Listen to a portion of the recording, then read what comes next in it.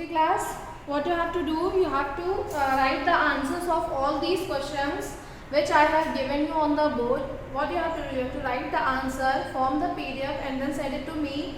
Then I'll check you and tell you how to write the proper answer, because in your half yearlies you just don't know how to write the answer. You know the facts, what are the different answers, what are the different facts which have been given in the which should have been given in the questions, but you don't know how to write the answers, how to write the proper answer and how to represent the answers. So this session is only for this only. What you have to do, you have to write the answers from question number 1 to from question number 8 and then form a PDF and then send it to me. I'll give you the important, I'll correct these answers and then give you the important suggestions which you have to write. So in similar way, chapterized, I'll give you the questions of every chapter. Okay class, so I'm going to explain the questions, and on the basis of these questions, what you have to do, you have to write down the answers of these questions. Now the first one is the three elements A, B and C have a 3, 4 and 2 electrons respectively in outermost shell. Give the group number to which they belong in the modern periodic table. Also give their valencies. It's very simple question. आपको उसके elements के क्या दिए हुए हैं, number of electrons in outermost shell दिया हुआ है, ठीक है. The three elements A, B, C have the 3, 4 and 2 electrons in outermost shell. Outermost shell में 3, 4 और 2 electrons दिए हुए हैं, और उसके बेसिस पे आपको क्या बताना है कि वो किस ग्रुप में बिलोंग करते हैं, किस पीरियड में बिलोंग करते हैं, ग्रुप नंबर में, और उसकी वैलेंसीज भी आपको बतानी है. Next one is elements have been arranged in the following sequence on the basis of their increasing atomic masses, that is F, Na, Mg, Ar, S, I, P, S, Cl, Ar and K. Pick the two sets of elements which have similar properties. दो set आपको निकालनी है जिसके similar properties हो. तो एक group में एक की प्रॉपर्टी सिमिलर होती है, as I told you, तो आपको सेम बतानी है. The given sequence represent the which law of classification of element. Given sequence कौन से लॉ को रिप्रेजेंट कर रहा है. अब कौन सा लॉ तो बहुत सारे 2-3 लॉ मैंने पढ़ाए हैं. उसी लॉ के बेसिस पे यू हैव टू टेल कि जो गिवन सीक्वेंस है आपका F, Na, Mg, Al, Si, P, S, Cl और Ar और K किस सीक्वेंस को रिप्रेजेंट कर रहा है, ठीक है. सीक्वेंस मतलब आपको वही बताना है, हाँ, which similar has the given sequence represent which law, कौन सा लॉ ऑफ क्लासिफिकेशन आपको यहाँ पे दिखाई दे रहा है. Can the following groups of the element be classified as a Drobenian traits. अब तो आपको A और B दो फॉर्म में दिए हुए हैं और उसमें आपको बताना है कि क्या ये Drobenian traits को फॉलो अप करते हैं या नहीं करते हैं, ठीक है. और अगर करते हैं तो यू हैव टू रिप्रेजेंट, आपको रिप्रेजेंट करना है कि आपको दिखाना है, जैसे आपने Na, Si और Cl तीनों का लिया, ठीक है, और आपको बताना है कि आप दिखाओगे कि अगर ये Drobenian traits को रिप्रेजेंट करते हैं या नहीं करते हैं, ठीक है. अगर करते हैं तो आपको उनकी वैलेंसीज के अकॉर्डिंग शो करना होगा that these are showing the Drobenian traits. ये हम क्लासिफाई कर सकते हैं. आप उनको वैलेंसी के बेसिस पे, जैसा मैंने बताया था, उस बेसिस पे आप उनको डिफरेंशिएट करेंगे. तो अगर यहाँ पे अगर ये डिफरेंशिएशन हो जाता है इसका मतलब है ये शो करेंगे, अगर डिफरेंशिएशन नहीं होता है तो इसका मतलब शो नहीं करेंगे, ठीक है. इस बेसिस पे आपको यहाँ पे बताना है. Atomic mass of B is 9, Na 23, Mg 24, Si 28, Cl 35 and calcium 40. Explain by giving reason. आपको एटॉमिक मास दिया हुआ है, एक्सप्लेन करना है क्यों ऐसा है, बस बहुत सिंपल है. एटॉमिक मास दिया है उसको एक्सप्लेन करना है why the atomic mass of that is B is 9, Na is 23, Mg is 24.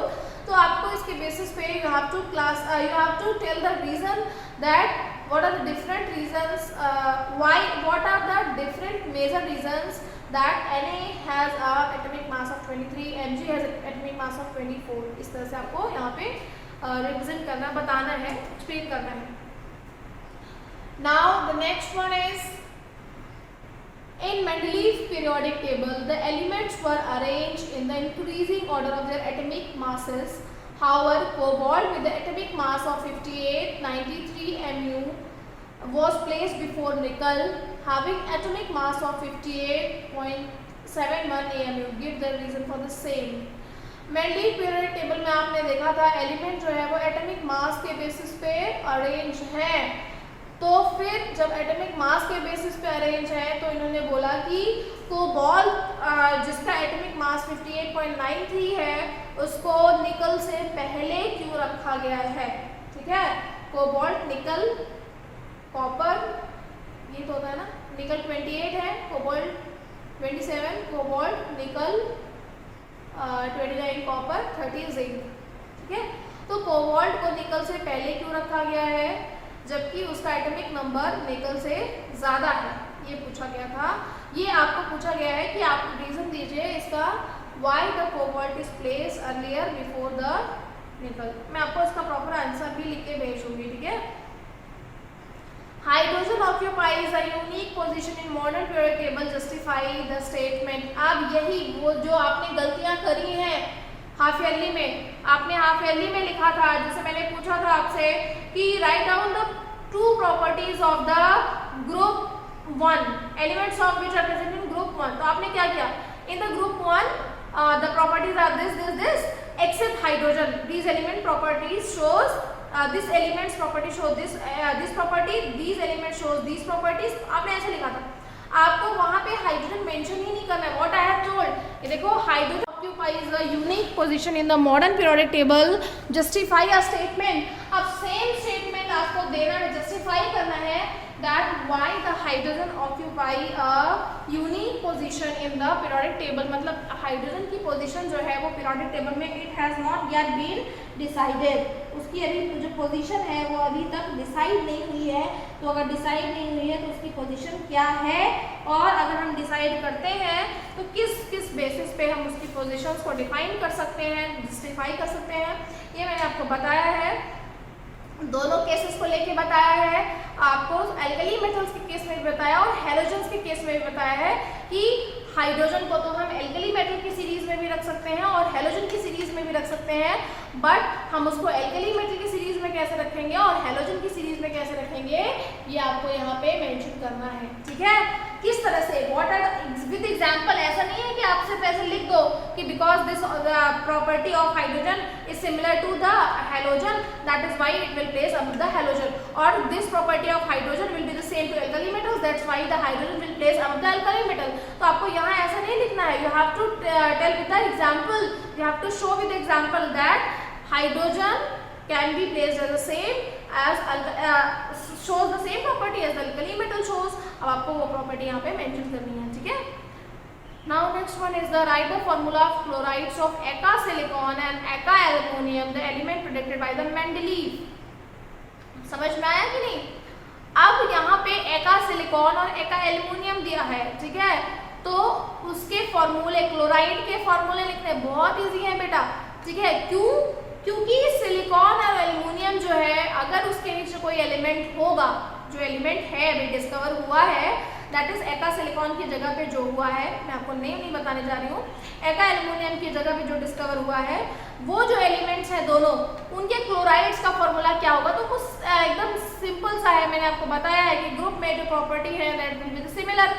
तो जो प्रॉपर्टी आपकी सिलिकॉन एल्युमिनियम की होगी वही प्रॉपर्टी आपकी एका सिलिकॉन और एका एल्युमिनियम की होगी, एक्स और वाई की होगी। तो आप एक्स और वाई के बेसिस पे भी आप बता सकते हो कि एका सिलिकॉन इज रिप्रेजेंटेड एक्स, आप ब्रैकेट में उसका नाम लिखोगे एलिमेंट का जो अभी एका सिलिकॉन की जगह पे है, और फिर एका एल्युमिनियम को आप एलिमेंट वाई मानो और वाई की जगह पे जो एलिमेंट है उसको लिखिए और फिर उसके क्लोराइड का फॉर्मेशन कर दीजिए। अब क्लोराइड का फॉर्मेशन आपको प्रॉपर करके बताना है।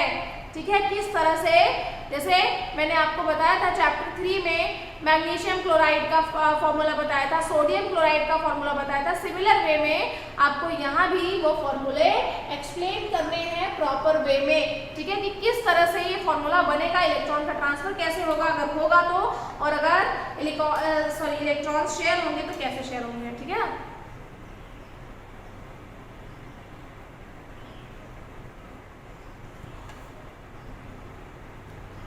अब यहाँ पे है 3 एलिमेंट्स A, B, C, वो same question I think which was given on our, that is question number 1। तो आप यहाँ पे देख सकते हो, फिर से मैं एक्सप्लेन कर दी। 3 elements A, B and C have 3, 4 and 2 electrons respectively in outer motion अभी आप इसमें कंफ्यूज मत होना बेटा, क्योंकि बहुत सारे एलिमेंट्स हैं जिसमें 3, 4 और 2 एलिमेंट जो हैं वो आउटर मोस्ट शेल में होते हैं। अब इनका आपको ग्रुप नंबर बताना है और इनका वैलेंसी बताना है, बट इसमें एक चीज याद रखना है, इसमें आप एलिमेंट्स नहीं बता सकते हो कौन कौन से हैं, क्योंकि इसमें एटॉमिक नंबर नहीं दिया है, नंबर ऑफ इलेक्ट्रॉन्स दिए हैं और वो सिर्फ आउटर मोस्ट शेल के इलेक्ट्रॉन्स हैं, ना कि इनर मोस्ट इलेक्ट्रॉन। ठीक है, वो जो इलेक्ट्रॉन्स भी दिए हैं वो कैसे हैं, वो आउटर मोस्ट शेल के इलेक्ट्रॉन्स हैं, इनर इलेक्ट्रॉन्स नहीं है। इसीलिए क्या करना है,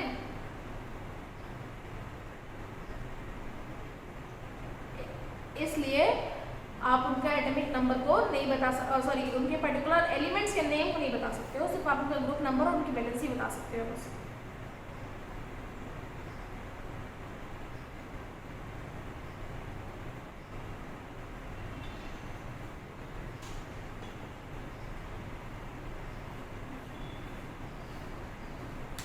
So you have to write the answers of these questions. These are the short type answer question.